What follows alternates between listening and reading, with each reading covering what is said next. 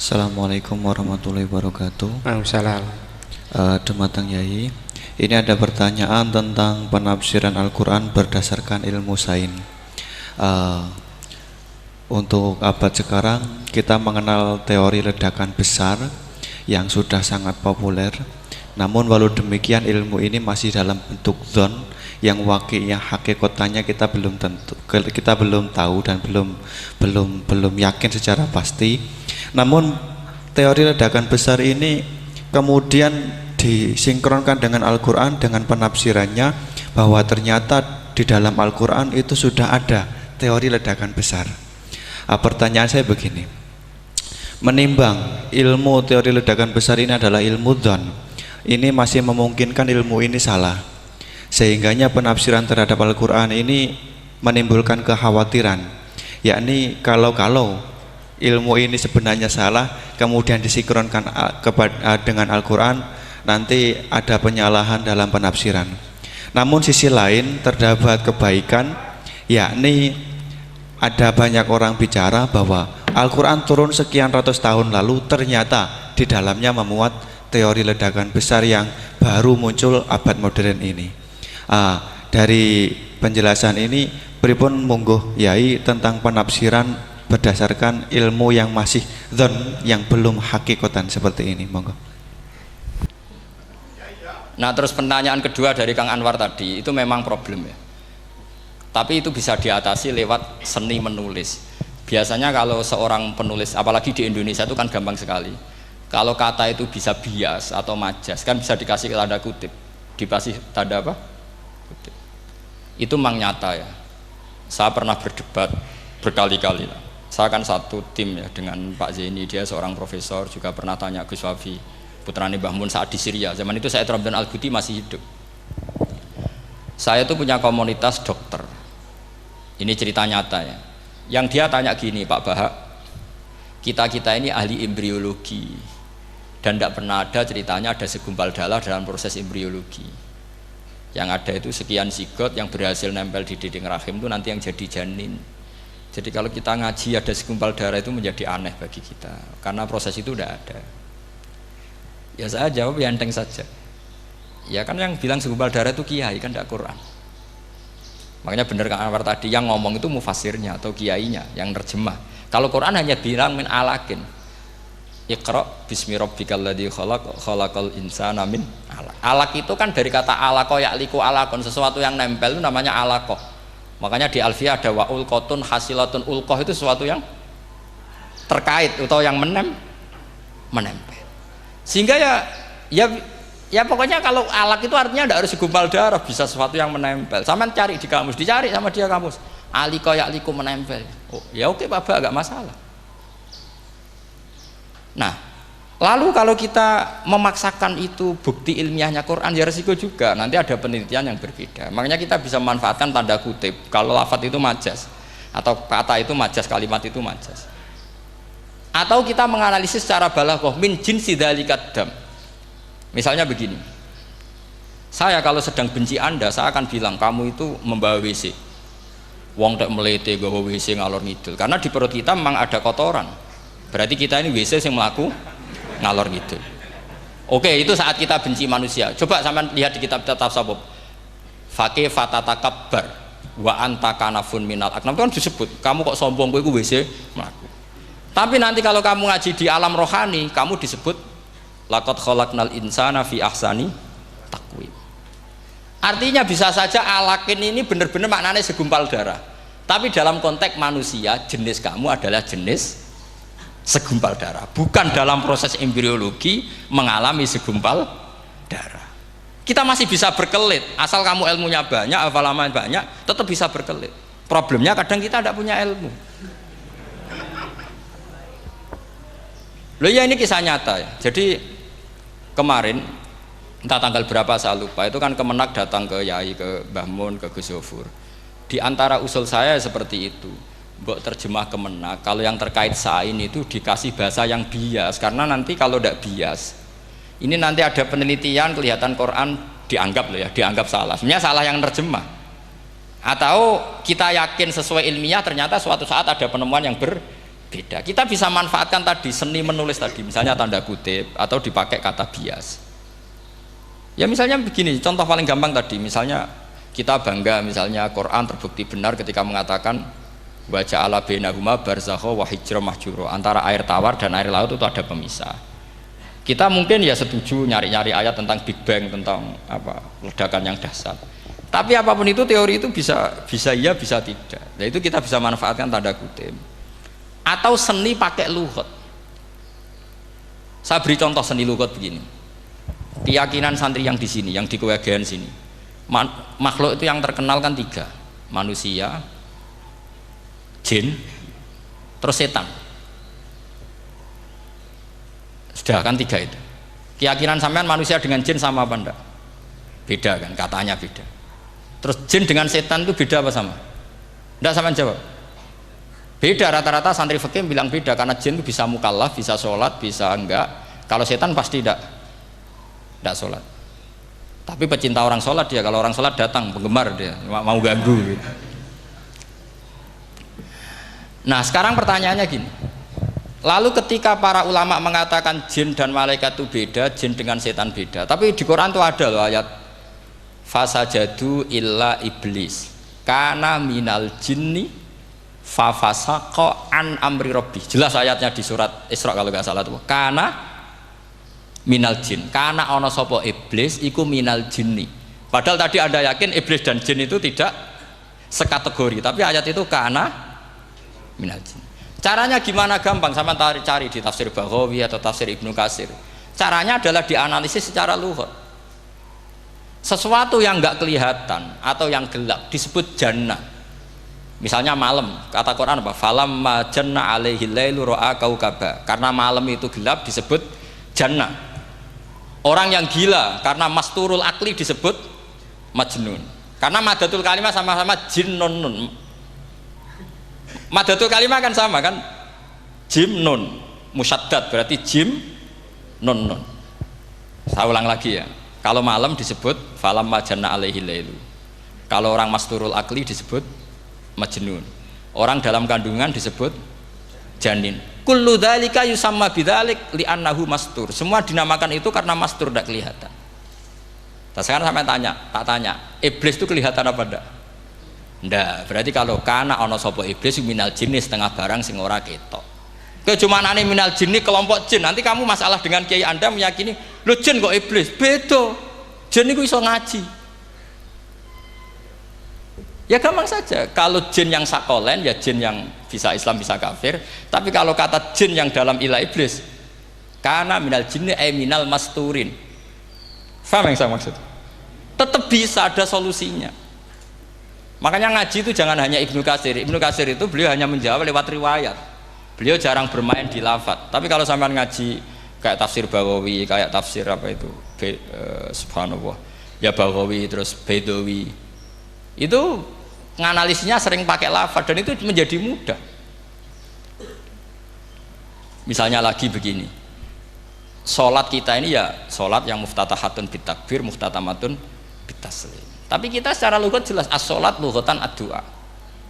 Dan ada lafadz di Quran yang nggak mungkin kita maknani sholat itu dengan makna sholat yang mustalah alaihim tal fuqaha, yaitu di ayat khud min amwalihim shadaqatan tutahhiruhum wa tuzakkihim biha wa sholli alaihim inna sholataka sakanul lahum. Muhammad, kalau ada orang zakat ke kamu, sholli alaihim, kamu harus mensolati mereka. Wong cek urip kok di solati, pasti maknanya sholli ai utulahum, kamu mendoakan. Terus inna sholataka sakanul lahum ai du'auka sakanul lahum, doa kamu membuat mereka tenang.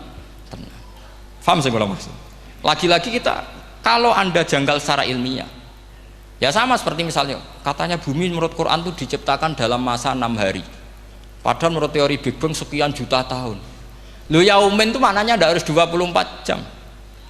Kullahinin bisa disebut kullah yaumin. Buktinya ayat yas'aluhu man fis samawati wal ard kulla yaumin huwa fi sya'an. Apa Allah memutus sesuatu nunggu 24 jam? Kullahinin wa kulla waqtin huwa fi sya'an. Makanya di terjemahan UII termasuk saya usul visitati ayam itu dalam 6 masa. Karena kalau orang bilang hari asumsinya itu 24 jam kali 6 itu masih bisa, masih meskipun mungkin seperti itu, tapi ya mungkin tidak, tapi kita masih bisa bermain kata gini, ku dinetralisir. Yaum maknanya khin, napa maknanya napa? Khin. Kayak di apa? Yas'aluhu man fis samawati wal ardi kulla yaumin huwa fisa. Kayak di ayat lagi, limanil mulkul yaum. Allah tanya itu ketika di akhirat apa di dunia? Tidak, sama jawab di akhirat. Ketika nanti di akhirat Allah tanya, liman iku kedue sopo al mulku te kerajaan al yauma, limanil mulkul yaum lillahil wahidil fa inna fil akhirah laisa hunaka yaumun wala hunaka sa'a wala hunaka misalnya arbaun wa isyruna sa'. Di akhirat tidak ada 24 jam. Istilahnya Allah ya limanil mulkul yaum. Paham sih kalau maksud? Jadi lagi-lagi syaratnya hafal tadi. Nah, jadi artinya lafadz yaum dipakai di Quran berapa kali? Konteksnya apa saja? Ya saya kira demikian. Mungkin kita anggap cekap ya, karena tadi apa? Ini Jumatan terus tak pikir tanya itu ya saya yang tanya itu karena itu tadi. Ya nggak apa-apa kalau masih ada yang tanya, tapi saya pikir ya itu tadilah yang saya utarakan, saya kira cukup. Kalau ingin alim memang syaratnya harus hafal banyak, terus ya kalau ndak ya itu tadi harus orang sudah ndak ada semua, terus tinggal kita yang hidup itu pasti kita alim sendiri itu. Ya pilihannya hanya itu. Tapi kalau ingin kompetisi masih gampang lah. Di Kediri banyak orang alim, di Rembang banyak, kan bisa. Cara Imam Bukhari al-luqi wal mu'asyarah, bisa sering ketemu lewat ngaji kilatan atau ngaji. Karena kiai banyak. Ada yang kiai fanatik khatam, kilatan. Di sarang ya banyak, kados Gus Said itu ngaji butuh khatam, khatam itu barokah, kan pernah mendengar sekian. Ada kiai yang senengannya yang penting faham. Ada kiai yang kebetulan nasibnya baik, ya faham ya khatam. Nah, itu ada santri macam-macam, yang penting khatam. Ono sing penting faham, ono sing penting ya penting untuk barokah. Terus repot asane. Repot terus. Tapi yang penting itu saya mohon lah, kalau orang lain tahu Quran lewat terjemah, kita kalau bisa jangan lah. Kita ini ngaji Jalalain, ngaji tafsir Sawi, ngaji macam-macam. Saya itu kalau sinau tafsir itu tak ulang-ulang, saya itu sampai lupa khatam Jalalain berapa kali itu sampai lupa. Karena itu tadi, setiap saya baca pasti nanti analisisnya beda. Tadi misalnya u'budu rabbakum, kalau dalam konteks orang kafir jelas wahidu rabbakum, karena mereka masih melakukan isyrak. Tapi kalau orang Islam dibilang cong kamu ibadah, dawimu alal ibadah, karena sudah Islam.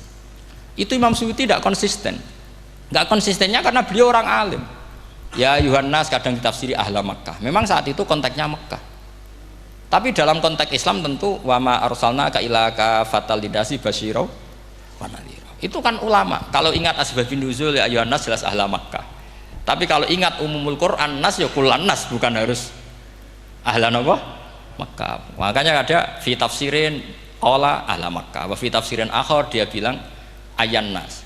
Ini yang mengulang-ulang akan paham karena konteksnya apa? Beda. Lagi-lagi ya tadi harus hafal. Ayuhan nas dipakai Quran berapa kali? Konteksnya apa saja? Makanya Ibnu Abbas ketika ditanya bagaimana perbedaan ayat Makkiyah dan Madaniyah, beliau enteng jawab, biasanya kalau surat Makkiyah dimulai ya ayuhan nas karena mereka zaman itu masih kafir, belum berstatus mukmin. Kalau di Madinah rata-rata khitab sudah ya ayyuhalladzina amanu, karena di Madinah mayoritas sudah mukmin. Tetap memanfaatkan proses dialek dan itu mudah. Memang kalau kita neliti terus mudah. Maknanya mudah itu tidak sulit. Ya memang Nabi begitu. Loh, sampean kalau hafal hadis nanti akan ngomong seperti saya. Loh, itu otomatis. Misalnya begini, Nabi itu ditanya, ya Rasulullah, dulani ala amalin gini-gini, terus terakhir dia yudkhilunil jannah, yang bisa masukkan saya ke surga. Nabi jawabnya itu inna dzalika yasir, itu gampang. Tapi terusannya yang enggak nguati alaman yasarahu wah. Oh itu gampang dong bagi wong sing digampangno pangeran. Orang kata Nabi wah ini sulit, enggak semua orang masuk surga. Nabi jawabnya inna dzalika yasir, itu gampang. Tapi terusannya alaman yasarahu wah. Ya mengen Quran adatnya ya gitu. Inna dzalika ala wahi yasir. Yaitu gampang. Bukan berarti kita nyepelek ndak, memang ya itu tadi. Sesuatu sulit itu kalau kita tidak tahu rumusnya, sebenarnya kita tahu, cuma tidak mau. Sampean tahu kalau rumus saya ingin alim tafsir harus hafal Quran, hafal hadis, pernah ngaji etkon, ngaji ini. Tahu, tapi kan nggak mau. Akhirnya mau takut tok, carane ngalim piye, Gus? Asline ngerti, nak carane iku ngerti. Geleme sing raga. Nah, itu kan gitu. Ini kebetulan kenyek kan ngomong fakta biasa mawon, betul kenyek. Ya seperti kamu mau ke Jakarta kan jauh, tapi tetap gampang. Caranya beli tiket gini-gini ya kan gampang. Ya kalau ingin alim tafsir, 1 hafal Quran, 2 minimal setengah hafal Jalalain. Nanti kalau Jalalain janggal, kamu ngaji Sawi, karena banyak juga Jalalain yang diprotes sama Imam Sawi, dikritik. Itu kan wajar ya, sarah itu hanya membenarkan yang di matan ada masalah. Takrib kurang barokah, ya ada beberapa yang dibenarkan sarah. Kayak takrib ngendikan mabit bimina sunat apa wajib, kalau di kitab Fathul Qorib sunat, di sarah dibenarkan, kalau yang benar itu wajib. Takrib bilang sholat jamaah itu sunat muakkadah, di sarah dibenarkan itu fardu kifayah. Ya sama di Jalalain kadang ada masalah seperti itu. Imam Suyuti meyakini satu hal, sama sarah dibenarkan. Makanya ya Jalalain ya Sawi. Nanti setelah itu khatam semua, belajar tafsir Baghawi. Nanti kan alim sendiri. Apalagi di desa kamu tidak ada orang alim, wah hebat. Kak, kamu jangan hidup di sarang, di Lirboyo, di daerah-daerah, jangan hidup di Kuwagen, nyari daerah yang aman. Aman dari kontrol maksudnya. Tapi yang jelas itu jawab dulu mudah. Kalau kamu menjawab sulit, kualat neraka sama. Lihat bagaimanapun Quran disifati Allah walaqad yassarnal Qur'ana lidzikri fahal mim mudzakir. Makanya saya tadi ngomong, kalau Anda hafal seperti saya, pasti cara ngomong kayak saya. Kita mau ngomong Quran sulit tidak mungkin. Kita ini ingat kalau Allah mensifati Quran walaqad yassarnal Qur'ana. Fakaifa wasafahu wa bil yusri wa anta taqulu bil usri. Bagaimana Allah mengatakan yusrun kemudian Anda mengatakan usrun? Neraka sama bantah pangeran. Atau gini, kalau terpaksa ini sulit Gus, tapi sementara ini pokoknya tambahi gitu lah, nanti ya masih sulit, tapi ya bisa saja tidak sulit. Karena tadi bukti kalau Quran mudah, orang kafir ketika dibacakan yang nangis banyak. Raja Najasyi sebelum Islam dibacakan surat oleh Ja'far bin Abi Thalib nangis. Inna hadza wa ma nazala ala Musa lamin miskatin wahidah. Ini dengan Taurat pasti dari pintu yang sama, dari nur yang sama. Miskat itu nur. Faham nangis sampai wa idza sami'u. Sami'u itu belum Islam loh ketika itu. Wa idza sami'u ma unzila ilar rasuli tara a'yunahum tafidu minad dam'i mimma arafu minal haq, lagi yaquluna rabbana amanna. Artinya fahimu khina kanu fil kufr. Mereka faham ketika masih kafir. Karena muyassar, Quran itu muyassar. Faqih fala tafham. Wa anta tata'alam kutuba kadza wa kadza wa takhtimu kutuba kadza kadza. Kok ejek kadza. Ada gua entek kadzane. Ini bukan kritik, ini pelurusan. Sampeyan jangan sensitif, kok cawe wedok yang kandhani sensitif mutung. Ini pelurusan. Jelas Quran disifati walaqad yassarnal Qur'ana lidzikri fahal mim mudzakir. Dan itu nyata, saya ulang lagi itu nyata. Sampai yang saya ceritakan di makalah ini, ada orang Bedui, ada seorang khotib khutbah, fawarabbis sama'i wal ardi innahu lahaqqum mislama annakum tantikun. Arabinya tanya sama Pak Khotib, itu kan artinya kan demi Tuhannya langit dan bumi. Si Arabi tanya Pak Khotib, yang bikin murka Allah itu siapa? Kok sampai Allah terpaksa sumpah? Karena si Arabi tahu orang sampai sumpah itu pasti karena tersinggung. Kalau nggak tersinggung ngapain Anda sumpah? Dalam kehidupan sehari-hari kalau kita sampai sumpah itu karena tersinggung. Kita ditagih orang bisa, sesuk tak sahur. Ditagih lagi bilang kita tak sahur. Nah, serah percaya bang, wallahi sesuk tak sahur. Kalau orang sumpah itu karena tersinggung. Ternyata betul. Sampai cek di Quran. Kalau Allah memulai surat dengan sumpah, pasti terusannya Allah itu duka atau marah karena sumpah itu untuk yang tersinggung. Makanya di Balaghah diterangkan kalau kaidah normal, kondisi normal kamu harus bilang Zaidun qaimun. Kalau mukhatab ada indikasi tidak percaya, kamu bilang inna Zaidan qaimun. Kalau selalu kelihatan tidak percaya, kamu harus bilang wallahi inna Zaidan laqaimun. Ya enggak di ilmu Balaghah. Lah iya itu kan Arabi saja paham. Kamu yang ngaji Jawahirul Maknun tidak paham kan aneh. Makanya itu penting itu. Nah, lagi-lagi walaqad yassarnal Qur'ana lidzikri fahal. Ya doa ini bagian ustadz yang pun khusyuk nih kan donga ning kersane niki. Ampun kula.